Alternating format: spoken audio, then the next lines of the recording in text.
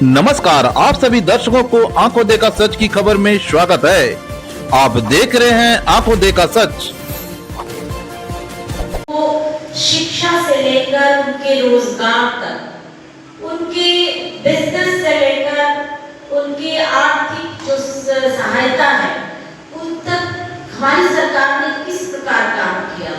आप ये जानते हैं कि समय पर सरकार ने युवाओं को आर्थिक बल, जो हमारा संकल्प था जब मुख्यमंत्री जी दोबारा चुनाव लड़ रहे थे 2005 के बाद, तो उन्होंने निश्चय 2 में उन्होंने ये संकल्प लिया था, बजाबता संकल्प था कि हम युवाओं को आर्थिक बल देंगे और उन्होंने तरह-तरह की योजना चलाई। आपको पता है कि ITI आपके सेल ब्लॉक में दिए गए ताकि वहां पर बच्चे प्रशिक्षण ले सके।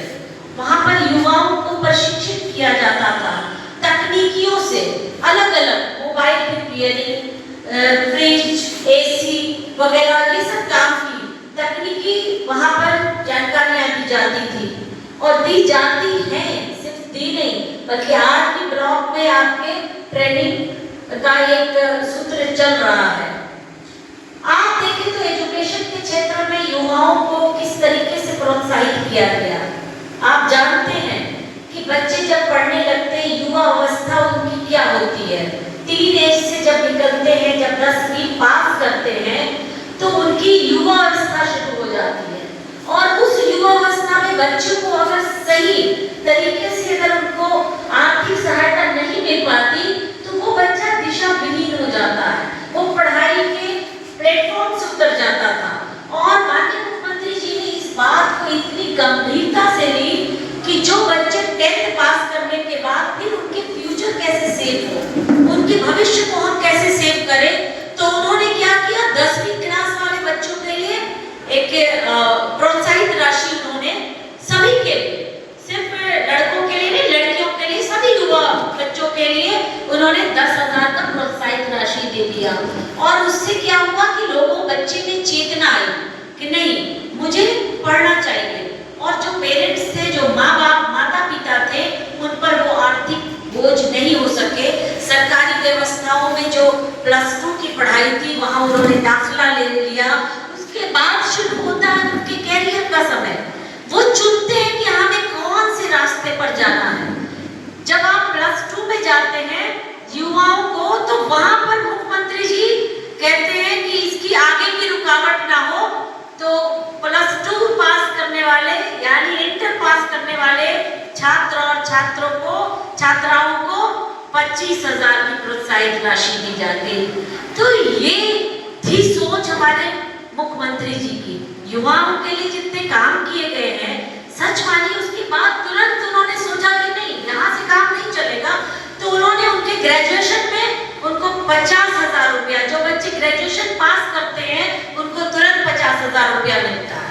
और इससे भी ज्यादा शिक्षा के क्षेत्र में बेहतरीन काम मुख्यमंत्री जी ने किया कि जो हमारी पीढ़ी है वो कंपटीशन की तरफ बढ़े, जिसमें उन्होंने आरक्षण आपको दिया और हर तरीके का आपको सुविधा दिया ताकि आपकी पढ़ाई में, आपके भविष्य में कभी कोई रोड़ा ना हो। उन्होंने आपके रास्ते खोले, आपके विकास के लिए, आपके डेवलपमेंट के लिए, आपके परिवार की आर्थिक और सामाजिक उत्थान के लिए उन्होंने ये सोचा। तो जब इन्होंने ये काम किया, इससे आज देख रहे हैं कि समाज में कितना बड़ा बदलाव आया, शिक्षा के प्रति लोगों में कितनी जिज्ञासा आई है। आप देखते होंगे कि हर लोग, हम अभी निकलते हैं सुबह में तो देखते हैं सभी लड़की और लड़कियां किताब और ड्रेस पहन करके स्कूल भाग रहे हैं। पहले कभी ये दृश्य देखने को नहीं मिलता था। एक दूसरी बात, युवाओं को, जो युवा पीढ़ी 2005 से पहले जो युवा पीढ़ी क्राइम की तरफ जा रही थी, जिसका पारिवारिक कमजोरी कहिए, आर्थिक उनका कमजोरी कहिए, उसकी वजह पर कुछ पीढ़ियां हमारी क्राइम की तरफ जा रही थी। मुख्यमंत्री जी ने उनके घर में एक रोजगार दिए। अब आप बोलिएगा किस माध्यम से? उन्होंने आपके यहाँ सहायिका के माध्यम से, सेविका के माध्यम से जो युवा, जो पढ़ी लिखी महिलाएं थी, जो युवा बच्चे थे, जो उनको तालीमी मरकज, टोला सेवक, ये तमाम चीजों में उनको इन्वॉल्व किया गया। टोला सेवक में हमने खुद 688 युवाओं को जब मैंने उनको पत्र दिया तो उन्होंने कहा कि आपके सरकार ने तो हमारा कल्याण कर दिया। ये बात की बहुत खुशी हुई थी। और आज मुख्यमंत्री नीतीश कुमार जी ने लगातार आपके लिए रोजगार का अवसर खोल दिया और 10 लाख का रोजगार उन्होंने कहा था। अब तक हमें लगता है कि 10 लाख पार कर चुके। 10 लाख के जो रोजगार के अवसर देने की बात उन्होंने की थी, उससे वो पार कर चुके हैं वो आंकड़ा। और हर विभाग, हर क्षेत्र में आपको सेट करने का काम कर रहे हैं। हर जगह पर नियुक्ति निकल रही है, छोटे से बड़े पदों पर, और उसमें आपके लिए सबसे बहुमूल्य जो आपका आरक्षण है, मुख्यमंत्री नीतीश कुमार जी ने आरक्षण भी देकर के आपको एक लाभ दिया। आप डोमिसाइल की बात कर रहे थे, हमें स्टेट में मेरा डोमिसाइल मिलना चाहिए, मुख्यमंत्री जी ने वो भी कर दिया।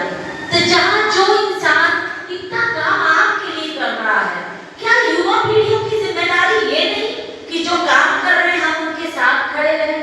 क्या युवा पीढ़ी ये चाहती है कि ये समाज ध्वस्त हो जाए, ये दिमाग फिर आगे, पूरा समाज फिर अराजकता के माहौल में बदल जाए, ये समाज क्या फिर उसी दिशा में चला जाए जहां हम डर का माहौल से कभी निकलना नहीं चाहते थे? क्या युवा पीढ़ी यही चाहती है? अगर युवा